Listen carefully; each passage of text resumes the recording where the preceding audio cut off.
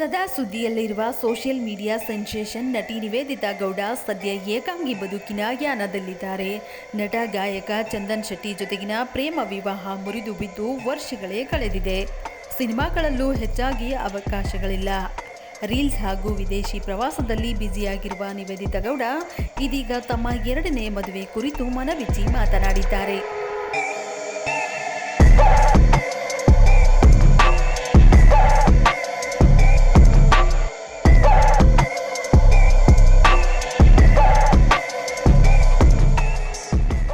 ಹೌದು, ನಿವೇದಿತಾ ಗೌಡ ಹಾಗೂ ಚಂದನ್ ಶೆಟ್ಟಿ 2024ರ ಜೂನ್ ತಿಂಗಳಲ್ಲಿ ಪರಸ್ಪರ ಒಪ್ಪಿಗೆ ಸೂಚಿಸಿಯೇ ವಿಚ್ಛೇದನ ಪಡೆದುಕೊಂಡಿದ್ದರು. ಬಳಿಕ ಸಿನಿಮಾ ಕರಿಯರ್ ಕಡೆಗೆ ಇಬ್ಬರ ಗಮನ ಇರುತ್ತದೆ ಎಂದು ಹೇಳಿಕೊಂಡಿದ್ರು.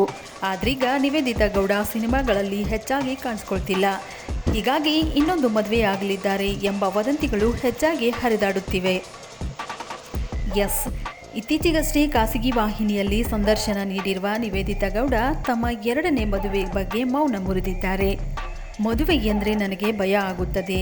ಈ ಹಿಂದೆ ನಡೆದಿರುವ ಘಟನೆಯನ್ನು ನೆನೆಸಿಕೊಂಡ್ರೆ ಇನ್ನೂ ಕೂಡ ಭಯ ಆಗುತ್ತದೆ. ಸದ್ಯಕ್ಕೆ ಮದುವೆಯಾಗೋ ಯೋಚನೆ ಇಲ್ಲ. ಆದರೆ ಮುಂದೆ ನನ್ನ ಅರ್ಥ ಮಾಡಿಕೊಂಡು ಚೆನ್ನಾಗಿ ನೋಡಿಕೊಳ್ಳುವ ಸಪೋರ್ಟಿವ್ ಆಗಿರುವ ಹುಡುಗ ಸಿಕ್ಕರೆ ಖಂಡಿತವಾಗಿಯೂ ನಾನು ಮದುವೆಯಾಗುತ್ತೇನೆ ಎಂದು ಹೇಳಿದ್ದಾರೆ.